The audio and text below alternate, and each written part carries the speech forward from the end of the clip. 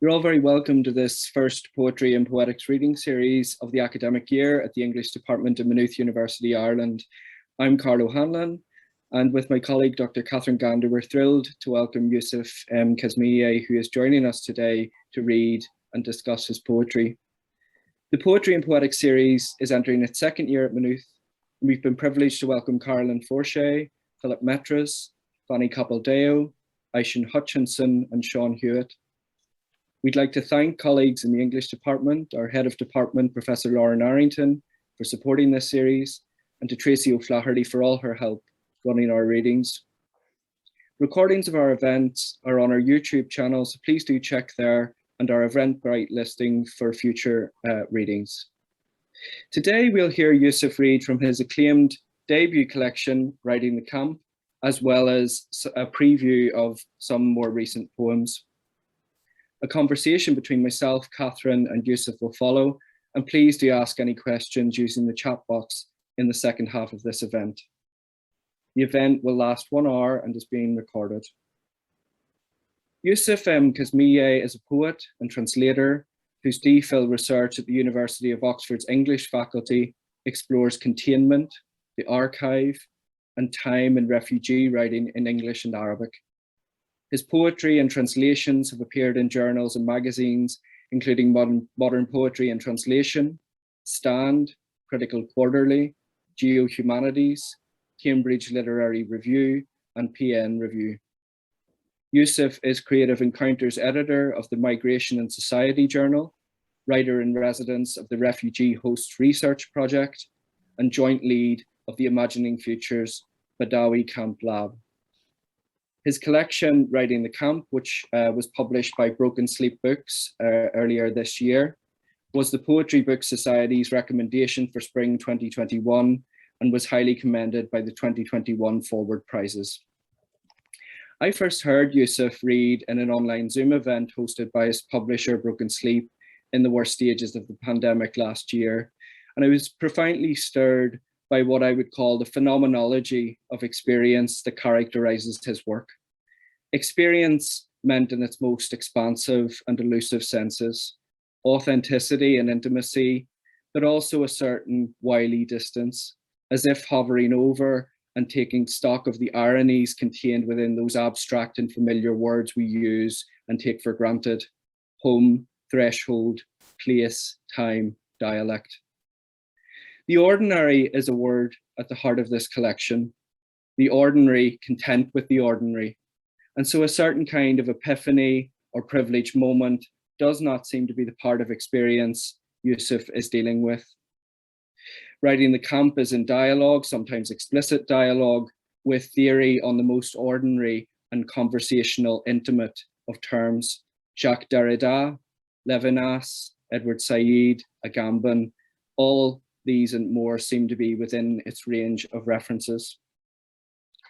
The philosopher-poet Jean Val, who wrote poems with a needle on paper in Drancy internment camp before escaping in a meat truck and fleeing to the US in 1942, was described in the following terms by his close friend Emmanuel Levinas. The marvelous pointillism of Jean Val, what a strange effect it produces. A child's question coming from the wisest of philosophers. It is the child's question within the Trojan walls of thought, or the shaft of light shining through structures of doctrines, striking particular, sometimes unknown points.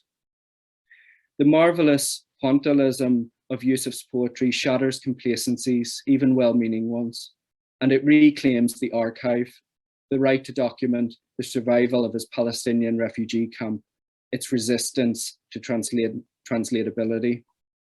In the end, this is profoundly humane poetry.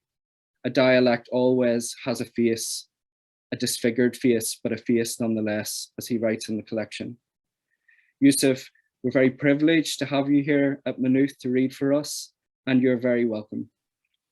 It's my privilege to be part of this event, and Carl, thank you so much for your very generous and very kind words, and of course, Catherine as well, for the invitation.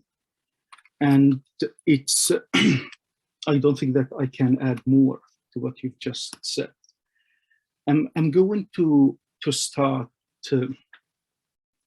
by reading from a poem titled "Flesh When Mutilated Called God." I've always been fascinated by the question of offering and sacrifice, but also what it is, in fact, out there in a camp, in a refugee camp, that should be, perhaps in our eyes, written and rewritten afresh. Flesh, when mutilated, called God. Time is God's journey to his shadow. An incomplete sentence is the place. In the non-occurrence of birth, aborting the camp becomes the only possibility. Might the dialects be the place that will be? In a brass bowl with dangling rings, as raw as young earlobes, my mother would pour us water whenever a plane broke the sound barrier, thinking that this would calm our fears and interrupt the deafening cries. There, they interpret life as a sign of life, no more, no less. When their old wall collapsed, they erected another using their house plants. In betraying the static, we narrate water with water. What we pour on ourselves is also called narration. The neighbor's tattoo inflicted by another neighbor still bears the faint name of another neighbor's daughter. Sometimes I wonder how a God would look if he were to have my mother's broken veins. A God with a broken veins is a God who has ultimately given birth. The Lebanese shopkeeper on the edge of the camp who used to buy our Honorwa tomato paste tins once said, "I was sorry to hear about your father's death. That was what my mother decided to tell the man to make him pay on time." The elderly woman by the mosque once claimed to have seen time in the flesh. My camp's gravedigger neither prays nor fasts. He is only capable of digging. Skinning is separating the skin from the flesh, never the flesh from the skin.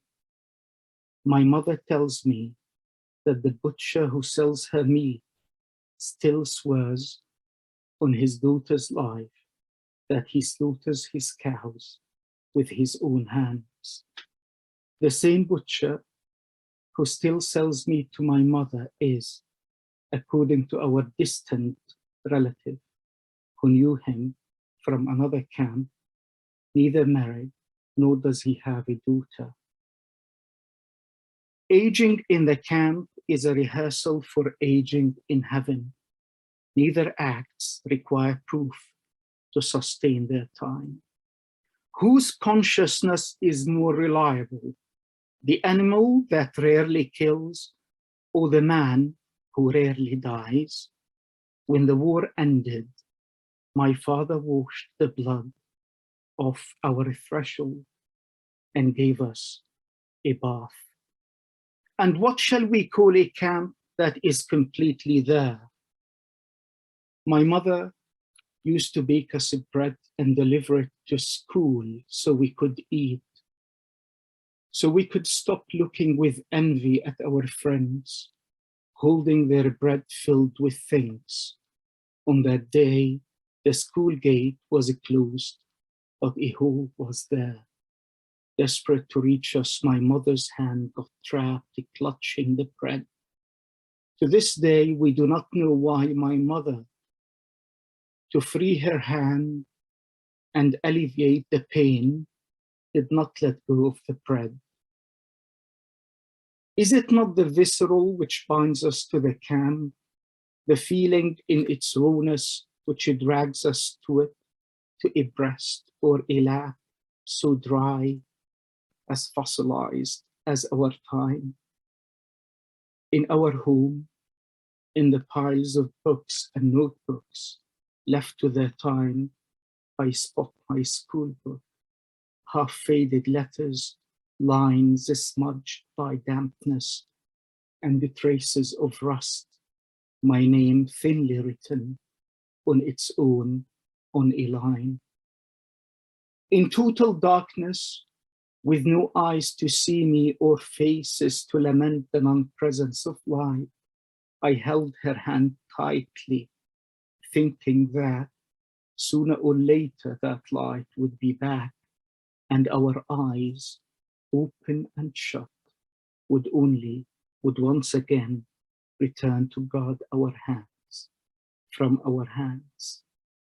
Nothing arrives in the camp. The neighbor with the prophetic leg once said, I swear by God, pointing at the artificial limb, it feels like mine. The camp is grasped in its absence. The tree in your name we will recite, the name chosen hurriedly by your father. You were barely a few hours old when he recited it to himself in front of the curious strangers as a beginning for something which would never age to die or die to age. Then neither of your parents knew how to read or write. It sufficed for them to utter the name for the name to be carried across the arid fields of May into the absolute. The letters are now long dead, and the wailing, which has never ceased reverberating in those distant furrows, has come home.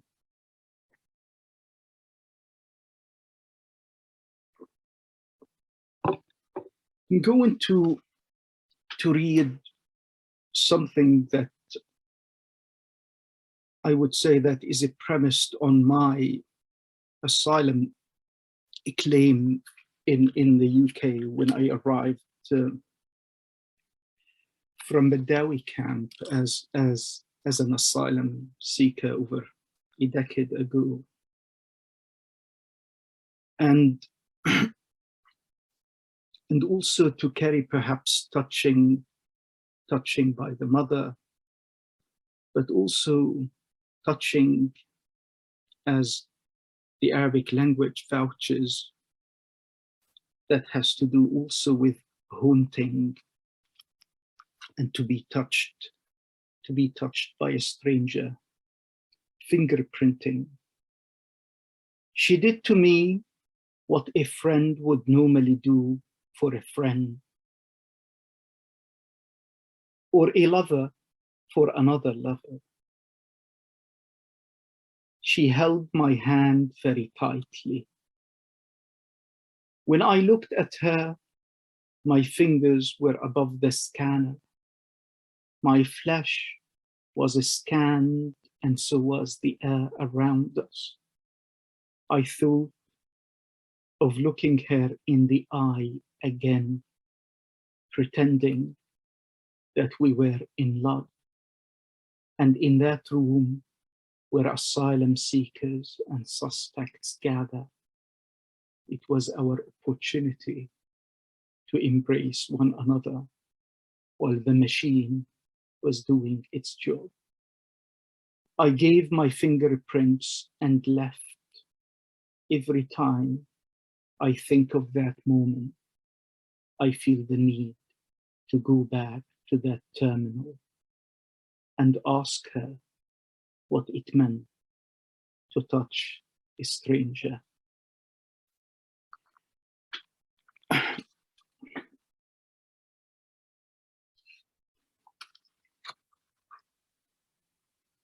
to arrive in a place from Baddawi camp, my home camp, where I was born.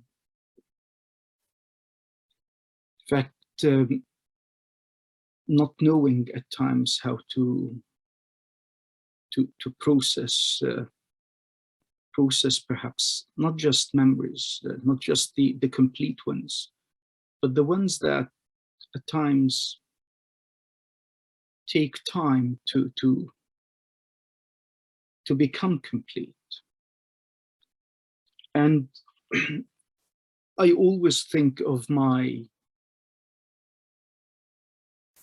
home camp as time, or perhaps a multiplicity, I would say, of times.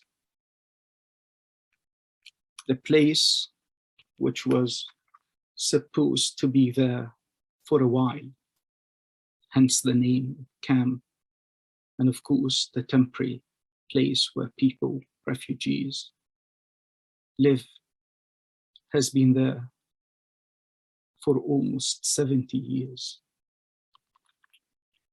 Refugees are dialectical beings. I'm going to read just a couple of sections from this poem. Only refugees can forever write the archive. The camp owns the archive, not God. For the archive not to fall apart, it weds the camp unceremoniously.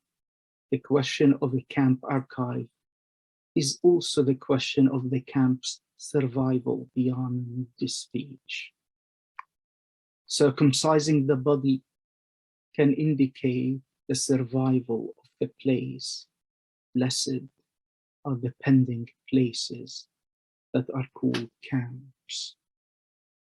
My father, who passed his stick on to me, lied to us all. I slaughtered your brother so you would grow sane and sound. My mother, always with the same knife, cuts herself and the vegetables. The eyes which live long are the ones whose sight is contingent upon the unseen. God's past is the road to the camp's archive. We strangle it from its loose ends so we can breathe its air. Without its death, the archive will never exist. In whose name is the camp a place? It is the truth and nothing else, that for the camp to survive, it must kill itself. I'm going to move to a very short poem titled He. And he, perhaps in the English language, is what we call rather benignly a subject, a pronoun. But if we were to seek perhaps the equivalent, and this equivalent in a sense belongs to me, it would be what we call in the Arabic language damir, which is not just the pronoun, but it's also the conscience. And this is something that remains with me. His parents had survived the Holocaust.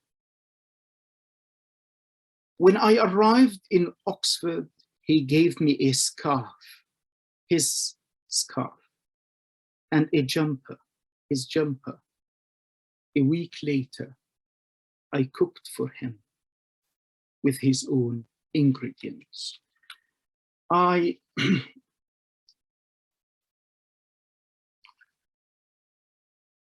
In the camp, people come, especially those who are visitors, or maybe we're talking about the UN agencies. They arrive they inspect, and then they leave. But also we have researchers, in fact, conducting the research in these camps. And I have always been, I would say, troubled perhaps by the notion of recording people's voices and how this perhaps isn't just an archival process, but also it's about containment and ownership, and how these people become subjects as well in the process. And the title of this poem is Anthropologists, and it's divided into two sections, but also there is a space between these two segments.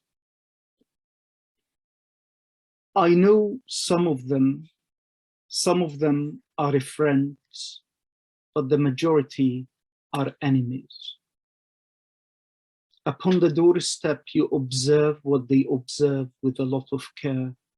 You look at them the way they look at you, curiously and obliquely.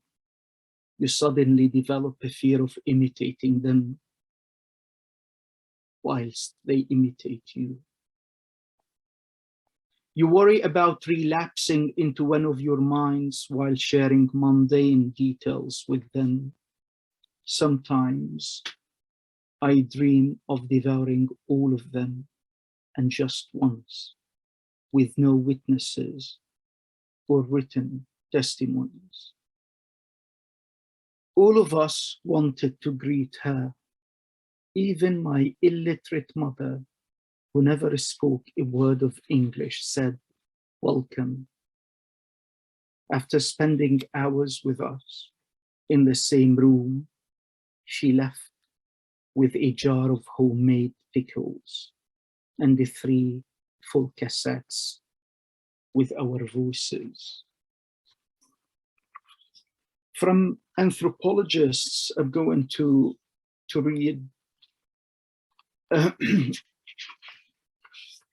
in fact, the very first poem in this collection, In Arrival, Feet Flutter Like Dying Birds. Not just any dying birds, in fact, the ones we slaughter. We think sometimes that they came from countless directions, from dim-colored borders, from the raging fire that devoured them in the beginning, from absence. Here they come again, so invite them over to our death. The refugee is the revenant of the face. O refugee, feast upon the other to eat yourself. In arrival, feet flutter like dying birds. In the camp, time died so it could return home. And just to perhaps read a couple of poems that I've been working on, mainly how the rations that we as Palestinians stranded in these places in camps, not just Palestinians now. In my camp, we have other refugees, we have Syrians, we have Iraqis who used to be based in Syria, now displaced into the camp. We have Kurds. We have also, in fact, poor Lebanese citizens living in these camps because perhaps they can afford living there to some extent. And these rations, in fact, happen, I used to think of them as seasons. And I used to accompany my mother to these distribution centers, to these UN distribution centers. And the title of this poem it's still, in fact, a draft poem, offers to eat the UN flower, to ingest what comes your way with a stranger's gratitude, the nod of the lack of what it is that is being gifted, from tins to thoughts, from roofs susceptible to thinness, to concrete grounds flattened in haste, the flower equally halved between us and insects, roaming the place now shared equally with us, to suspect as you look at what lingers on the plastic mats, where meals and quarrels are had between hungry mouths, that the cooked equates to the edible, and that the things necessarily made of what is left of the leftovers are ours in the first place, the eternal gift. There, history dictates kissing a hand bigger than God's, a white, clean hand, stretching out from one kind to another, like David's, feeding, cutting, wreaking havoc to the imagination as the pot bubbles over on our makeshift fire, made of everything new and old, from half-full notebooks signed with donors' logos to sticks and the twigs collected from all grey corners, flour to repel our sight, as my mother would say, the dough as a war, the baked as fire, or the blasphemous. We sit as gnomes dictate, munching away the scraps of tomorrow. And I wonder whether I've got enough time to read just one last poem. And also it's a draft poem, in fact. In the camp, we summon water over to our houses. And it's about alluring the substance to our homes. And my father was very good at mainly directing the water to us. And the title of this poem is Holy Water. In the camp, water does not come to us. We summon it from droplets gone astray, dragged by mouth until it is before the eye. It is for those who can draw it out of pipes, chaperone it to their water pumps, like lost infants, forever growing without their mothers. A helping hand, a pat on the shoulder. Many times, my father cheated death by chewing it and spitting it out in time's face, luring the water that was not there. He passed out like a snake charmer, summoning the venom in the shape of a creature.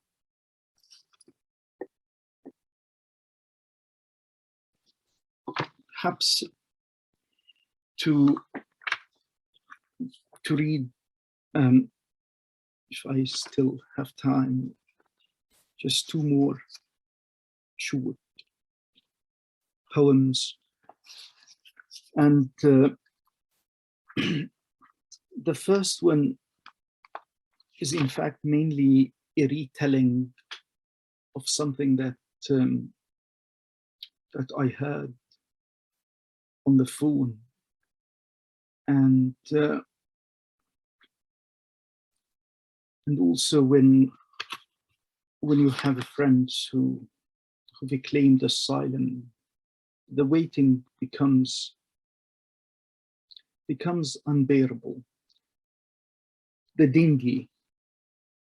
When the dinghy started to sink, nobody knew what to do. Instead, they sat motionless, praying to the sun and other things. I knew one of them. We met in Manchester. When we last spoke on the phone after his asylum claim was rejected, he sounded very down. And I'll conclude with past tense and also how maybe a learner of the English language or somebody who speaks it and who engages with it sees tense and tension on the same page. Past tense. They asked him to strip off all of his clothes while discussing his asylum claim. The uniform was loose on him, 2 sizes bigger to accommodate his solitude. The being is being strangled somewhere nearby. On their way to court, they disposed of him and his documents. He never paid any attention to numbers. They called it his room so he could commit suicide in private. The last time they called his name, he was not there. His shoes had new soles. He enjoyed photographing feet, including his own. His title was written in bold. His name looked faint. The interviewer failed to conjugate a verb in the past tense. He opted for the present tense instead. He saw term, terminate, and terminal on the same page. He landed unscathed. His only injury was mental. In the end, he claimed asylum. Thank you.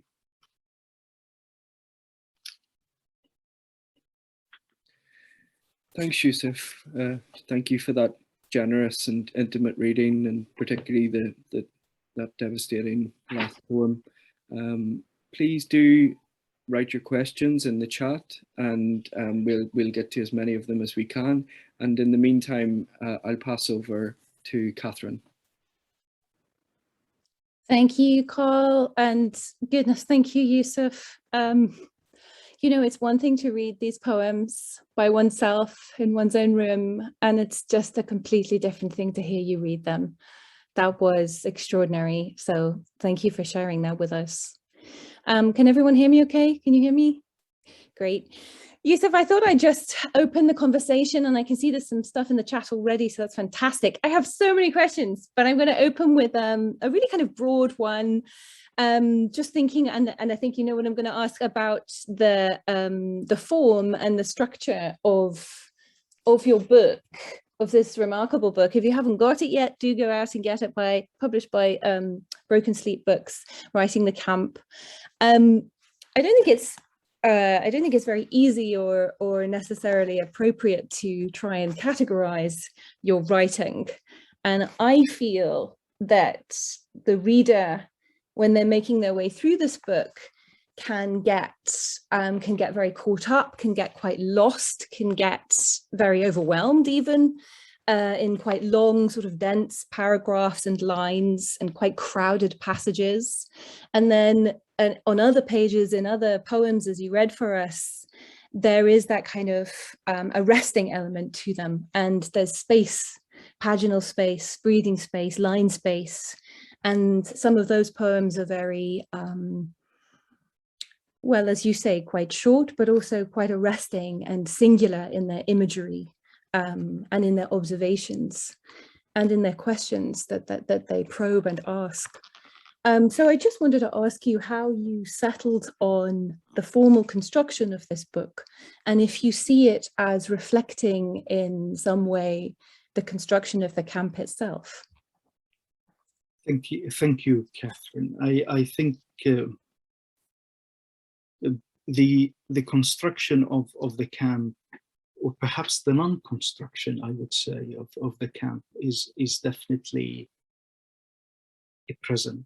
I would say perhaps it's overwhelmingly present in the way in which these pages and these poems are, I would say, ordered and also written. So the tightness and the density, and at times maybe the lack of a breathing space is intentional. I do not, and perhaps I have to clarify something about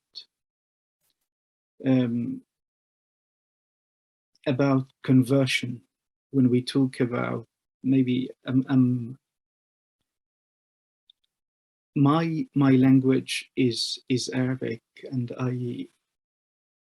these are poems, in fact, that are written in language between the Arabic and the English.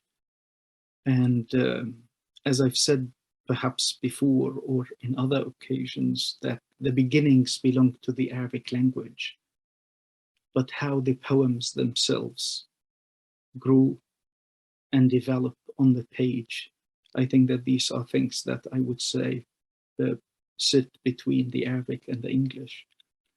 So, but also horizontality is something that matters to me a lot. And this is perhaps a confession here, that the word for resistance in the Arabic language is contingent on uprightness, on something that is straight, on something that is sort of fully awake and fully present. And what I've been trying to do is maybe to, I would say, to invert this perhaps understanding of what resistance is, and to focus on horizontality. And this is also part of how at times the subjective or the intimate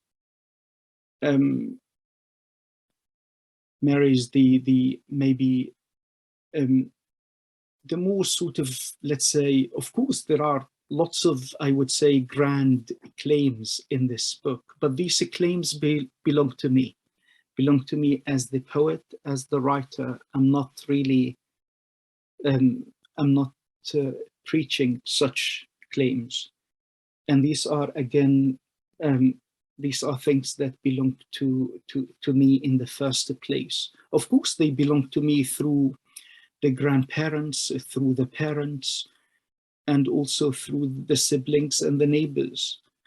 But now Carl, in the beginning, he did mention the word dialect in his very generous introduction. I think that we have also to remember that these days people, before they hear the person in the camp, they look at what this person is wearing, and through the exterior and the external, in fact, the dialect is being foretold and at times ascertained. And these are all things that that also contribute to the form. They contribute to the way you approach a poem and you write it, whether you want to see it as an at once or you want to see it in fragments. And these are things that of course, it's a dense book. It's not a book to hear my daughter, who turns 9 in December. She held the book and she started laughing, because this is really, it's so beautiful also for her, who's been to the camp, who's seen the camp, who knows what the camp is, and she loves the camp.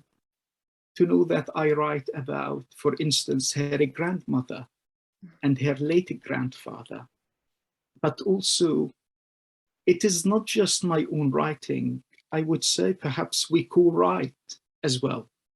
because these are words uttered by my illiterate mother and then recaptured, and then perhaps, am I in charge of all these things? Of course I am, but also these words partly belong to them.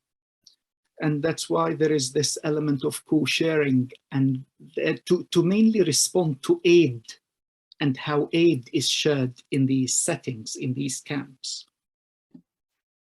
Thank you so much. That's such a fulsome answer. Sort of half answers another question I had as well. Thank you so much, Yousif. I think Carl might want to ask you a question too. And then let's go to the chats. I see there's some questions there too after Carl. Yeah, thanks, Yousif. I wanted to pick up on the fragment and kind of form and fragment in writing the archive. And you've written an article, an academic article, Writing the Camp Archive, which is in dialogue a lot with Jacques Derrida. And you talk in the article about a tension between writing as a kind of survival practice and an elemental existential practice that helps the refugee exist, literally.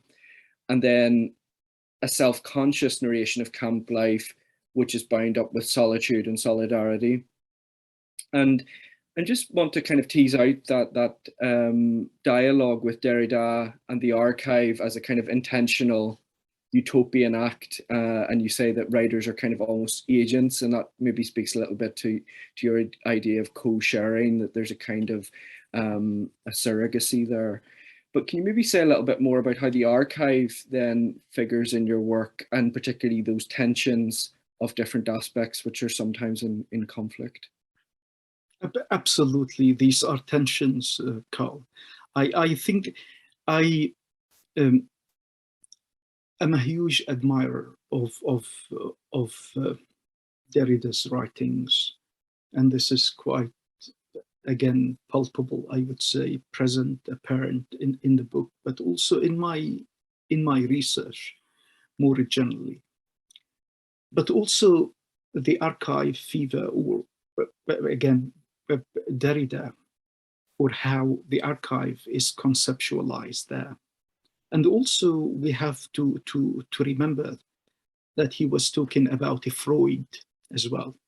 And this is what I did, is mainly to sort of to go back to the Arabic language and to find alternatives of the word archive, but also, and this has to do with my research as well, with my doctorate, but also my academic, I would say, and perhaps poetic interests. In the Arabic language, and these are, of course, there are more than 2 words, but what's quite important, and these are things that are quite, I would say that I've managed, in a sense, that I was able to sort of to invite them over as concepts and as maybe articulations of the archive. There is a word that that mainly talks about containment, incarceration in the archive. And this, for me, resonates with what a concentration camp is, a refugee camp is, and also how these spaces, which are meant to last for a while, have lasted forever. And this sense is there. The other, in fact, sense, which again corresponds with how Derrida conceptualized or theorized the archive, there is the bit about the future, but also this word in Arabic corresponds, in fact, with it's something that that the English language, for instance, words such as magazine, it's derived from this word, what we call makhzan. And so it is, in fact, the written, or how to archive is also to write, but not to write anything, to write normally the bits which are cast away, or that have not been identified as perhaps significant enough to be included in this so-called archive. And that's why I always return to the things that normally do not feature in the high register of our language, the Arabic language. And I try maybe to articulate them in a manner that maybe perhaps that is, or that constitutes the archive, but also these are, when I talk about the camp as the archive, in fact, I talk about the bomb shelter in the camp and how this bomb shelter has been repurposed or has become, in fact, the foundation of a school. Now in this refugee camp, the bomb shelter is underneath the school. It used to be independent of the school, but now the school, in fact, is built on top of the bomb shelter. So these archival linkages are there, in fact. What's hidden, what's visible. Thanks, Yousif. That's really illuminating. I notice I've a student who graduated from Maynooth last year here, Christina. You're very welcome, and I know that she was very interested in your work, and I think that really opens up that connection between the archive in really interesting ways. Thank you. We have some questions coming in the chat, I think, Catherine. Yeah, thanks, Yousif. I'd love to pick up on that, the mention that you make of Freud as well. I was thinking, of course, of the mystic writing pad, which I will return to because I do not want to hug you. Well, I kind of do, but I'm going to read a question from the chat, which is from Midia. I hope I've pronounced that right. It's quite a specific question. She'd like to just ask you about 3 lines of one of your poems: flesh, when mutilated, called God. In dying, flesh prefigures flesh, as precise as the body is the wound. She said, I always wanted to ask the respected poet about these lines. It's very difficult to I would say to clarify something, to clarify as in to offer a monolithic, perhaps, reading of what one writes. But what I'm trying to say, perhaps, is how it's always the wounded that becomes the martyr. And it's always the wounded that becomes also the worshipped. If we talk about perhaps Christ here and about the act of, it is of course, it's not to oversimplify this question, but to also think about how we offer ourselves to certain times, because within the camp we know now I can return to the camp because I hold a passport. But when I go back to the camp and I leave, I'm leaving, in fact, behind my family. And this question of who stays and who is made the martyr and who is made the person who is defending, let's say, the borders of the place and the memories of this place and of these people, is normally the disfigured and the wounded. And I hope that I've answered maybe this question. In specific, I would say, terms.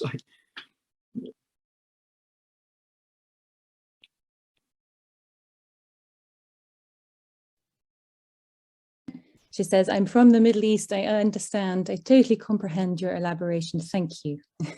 Says Midia. Very kind of her. And Rita also says, superb reflections, thank you. In relation to horizontality, yes, I did not know that, but I was thinking of you, Rita, when Rita is a colleague of ours, when you were talking about that. I know that we don't have a lot of time left, but I'd like to just pick up on the idea of remembering and forgetting. I mean, you mentioned the mystic writing pad, right? The Freudian idea of the kind of layers of memory and subconscious and conscious memory. And, you know, Carl may have mentioned that both of us obviously teach poetry at Maynooth, but also both of us teach kind of notions of the archive in relation to poetry. At the moment, I'm teaching a third year course, actually, that looks at poetry and poetry of witness and resistance and documentary poetry. And so, you know, we come across these ideas and we kind of unpack these ideas. And coming back to your poem of called Refugees Are Dialectical Beings, I did go back to Derrida as well, where he writes the concept of the archive shelters in itself, of course, the memory of the name, arche, I don't know if I've pronounced that very well, which means commencement or commandment, but it also shelters itself from this memory, which it shelters, which comes down to saying also that it forgets it. So I was wondering in the last sort of a few minutes, and I know that we're going to end with a poem as well, Yousif, if we could just speak a little bit more about that, the camp as occupying this kind of contradictory position in the world and in the public imaginary or in memory as well, I think, sort of alternating between place and non-place and sort of shelter and exposure, memory and forgetting. And of course, the play on dialectical and dialect, the linguistic tense and tension that you see there as well. Thank you, Catherine. I think perhaps I should here return to my mother. When my mother was in fact brought up in another camp in North Lebanon, Nahr al-Barid camp. And my mother, in fact, was born also, this is something that I sort of write about in passing as well, in writing the camp, but also in my hopefully forthcoming book about giving birth en route. So my mother, in fact, was born en route during the Exodus, during the 1948 Exodus. And according to her parents, she wasn't meant to survive. And this is really, and that's, so when her camp, Nahr al-Barid camp, was razed to the ground in 2007, and we have to remember that my grandparents, in fact, are buried there. So her main concern, in fact, was not my grandparents' house and my uncles' houses and their livelihoods. Her main concern was how to access the cemetery to visit the dead. And what happens to these dead people in these places when the camp itself is no more? And these are really very difficult things to ponder, and very difficult things as well to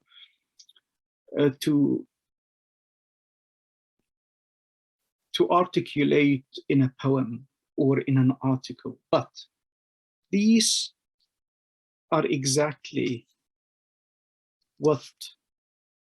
or the details that I want to keep returning to, because of the dialectal element, but also the dialectical, in fact,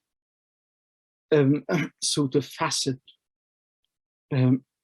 therein. I feel, and this is, so when we used to visit my cousins in Nahr al-Barid camp, another camp in North Lebanon, my cousins would say that our dialect, as in the Palestinian dialect, and of course we're talking about multiple Palestinian dialects, that according to them, was not Palestinian enough, that we've allowed other words to sort of to infiltrate and to enter our space. These were things that we were told at a young age. And that's why I write how my cousins, in fact, would sort of protect the dialect with their own fists. And this is, it's a very masculine and at times rather ugly, territorial and dialectal understanding of the human. The dialectical bit is, in fact, I would say it's an inversion of how dialectics are understood, or the dialectic is understood, because I rely heavily on the subjective and on the intimate. And these are things that are not there. So what I'm trying to do here is, as you've rightly observed and highlighted, is to draw attention to the dialect and to the dialectic as well. And as a learner of the English language, and this is something that I talk about, hopefully, or I've written about, and it will feature in my next book, is how for us, the English language in the camps, the English came, in fact, with what you call the humanitarians, the UN agencies. So my mother, who's illiterate and she can't read, she can't write, would spot, in fact, the logo and would see the acronym and would know that this is a UN agency. My mother would say acronyms such as, in fact, SHC, social hardship case, as a category for us as refugees in that setting. These are all things that are really, for me, are fascinating. Fascinating to see how the English came to us, that in fragments. This is how we spotted in signs. This is how we spotted the English. And then, of course, the English in the classroom, through the book that was gifted to us by the United Nations.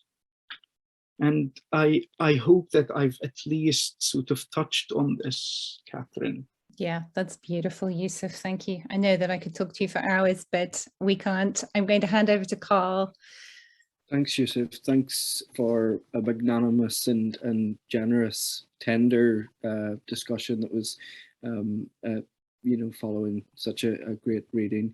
We would like to invite you just to read a final poem, and then Catherine will close out the event.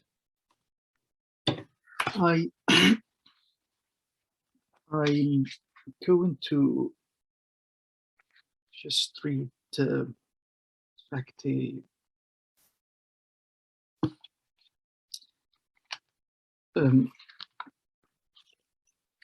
part of the camp is the reject. It bears multiple meanings depending on how it is said. For my mother, however, the meaning was clear enough to be taken from my father's mouth to God's, and vice versa, without following it to pass it through a limbo of any sort.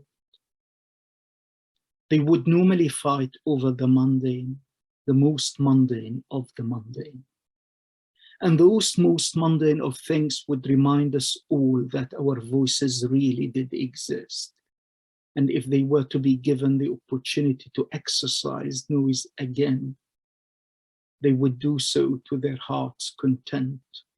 My mother would become silent, and to reiterate her silence, she would only request to be left alone and be allowed to see God's face. Now, they are both old and frail. My father is still in the company of his voice, while the woman, that woman, is still looking for her face and God's. Once I asked my mother, "Mother, in the absence of a place, who invites who?" She looked at me and said with a concerned tone of voice, "My son has gone mad. Hurry, hurry up, summon the Imam to recite over him." Madness is what accompanies us to the unpredictable, to the camp. The camp's unpredictability lies only in the eyes of the dwellers. It is the tremor in the hand that invites. My grandmother in Nahr al-Barid camp used to squeeze our little hands whenever we appeared at her doorstep and say, "How did you leave the camp?" We never answered. Thank you.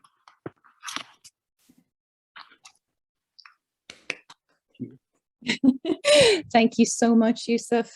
Thank you so much for having me. No, it's been an absolute pleasure. I know I speak for Carl when I say it's been an absolute pleasure, and I hope I speak for everyone else as well. Yes, it was wonderful to join you all again, says Christina, and many thanks for pouring into the chat. It has been just a wonderful way to start the Poetry and Poetics series again this year. We're absolutely honoured to have you as our guest, Yousif. So thank you. To be part of this. Thank you. Thank you so much. I will close up now by saying thank you to everyone for being with us as well, for your questions and your enthusiasm in the chat. Yousif has kindly consented to this being recorded and posted on our YouTube channel, so you will be able to rewatch and relive this gorgeous hour again. And it is my pleasure also to let you know that our next event will be on the 10th of December at 4 p.m, during which time we'll be speaking to and hearing the poetry of Ilya Kaminsky. So again, thank you very, very much, Yousif. It's been a pleasure. Those of you who do not have this book, I really recommend you go out and buy it. And we will see you all very soon. Take care. Thank you so much. Thank you, Yousif.